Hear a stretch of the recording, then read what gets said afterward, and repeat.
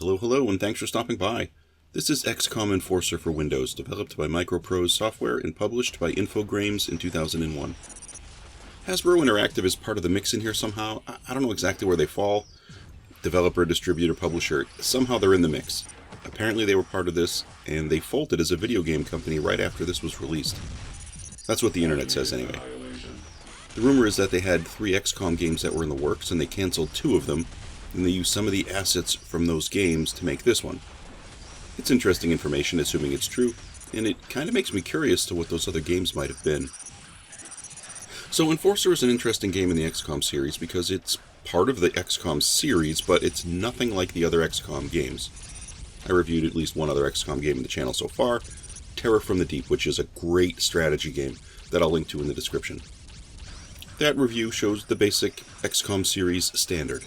It's a turn-based strategy game where you study the map, you study the enemy, and you slowly march your attack across the level. One level can take hours to complete in that game. This game is pretty much the polar opposite. It's fast, and it's a chaotic arcade-style game. As far as the XCOM universe goes, I guess it's considered parallel to that world. Not that XCOM was huge into intricate plots or character names or anything like that, but this one is considered to be different. In this game, you are an enforcer, which is a robot designed by a painfully stereotypical nerd-like scientist, whose voice permeates all levels of this game. At times what he says is useful, but there are plenty of other moments where he's just repeating basic stuff. I really would have preferred they used less of this goofy voice actor. The goal of this game is to run around shooting, strafing, and killing an invading alien force. You gather currency in this game running around and killing enemies, and you use these to unlock or buy upgrades and weapons at the end of the stage. The upgrade path that you have available here is nowhere near as complex as the other XCOM games. That was a thing that they actually sold the other games on. That was part of the intricacy of what made the game great. We don't get that here. You don't have to dedicate scientists to specific research. You just look for tokens in the different levels, and you use those at the end. Every now and again you actually find a token that unlocks a new weapon, and then once it's been unlocked you can just buy it at that menu if you have the currency. This also means that you can lose out if you don't find one of those weapon tokens in a level. I guess it's possible to pass over the freeze ray and then you never get it. I think my knee-jerk reaction to this game overall is that it looks and it handles like a PlayStation 1 game. It's kind of everything about this game. If I didn't tell you this was a PC game, I'm willing to bet a good amount of people would make the assumption that it's a PlayStation 1 game just by the way it looks. Enforcer came out in 2001, so the PlayStation 2 was already out and gaining steam. This game feels like it's good for what it is, but it's not the quality of a PlayStation 2, that's for sure. So it feels maybe a little bit behind the time. I'm using a controller here instead of the keyboard, and it works pretty good. I wouldn't say it works amazing, because it feels a little odd not being able to easily look up and down, but I'm getting by with an Xbox 360 style controller just fine. Running around with the analog sticks, it's comfortable enough, and the game does allow you to remap most of the functions to the joystick. I think the biggest hurdle with this one is probably the maps. You don't actually have an overhead map view that I can find. You just can't completely look all around, so it's hard to fully understand exactly where you are. And if you don't know where you are, it's harder to figure out where to go. I was getting a little frustrated, so I started looking for some of the commands. I ended up mapping a particular command to the D-pad. In the command, it has the scientist throw up a guide pointer on the screen to tell you where to go. Oh, as soon as I found this, it really helped. I was starting to get annoyed cleaning out levels. I was wandering around for 10 minutes looking for an exit.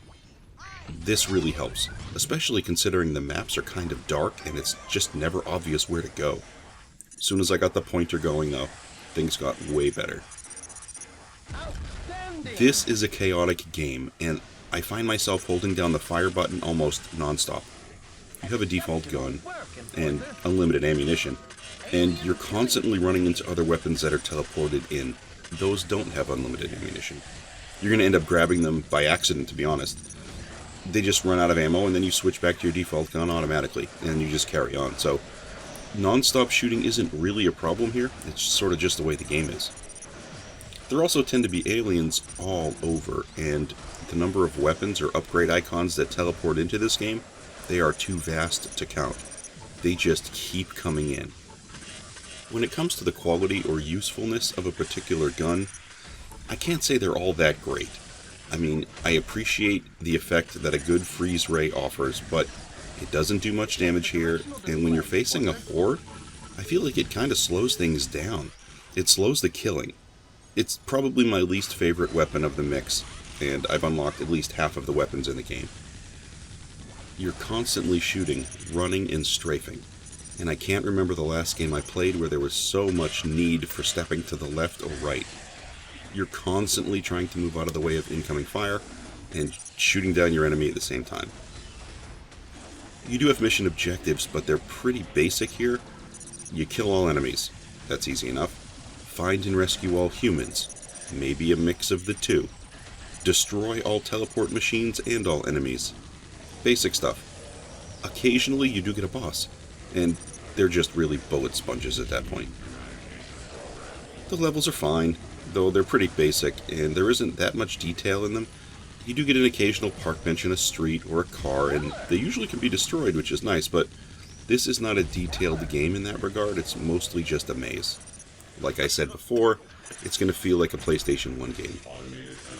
Now, don't get me wrong, I like PlayStation 1 games just fine, and this one handles well enough. I'm enjoying the adventure, and every now and again you speak up with this robot voice, and you make some sort of a fun statement about the aliens as you slaughter them. It's like having a robot tough guy personality. I guess the thing I'm not really too sure about for this one is the difficulty. I play on normal. There are aliens everywhere, but it took me beating a bunch of levels before I actually died for the first time. The game apparently has 30 levels. I didn't die for the first time until somewhere around level 20. I haven't beaten the game yet. I think I'm pretty close. I'll probably beat this one. I mean, it's brainless fun, and I'm kinda interested to know how good the carnage gets when you've upgraded all your weapons as far as they can go. If you like non-stop shooting stuff, arcade-style play like this fits that style for sure. Well, that's all I have today for XCOM Enforcer for Windows. If this is your type of video, please feel free to like it, subscribe, and all that good stuff, and thanks for stopping by to take a look. Hope to catch you on another video.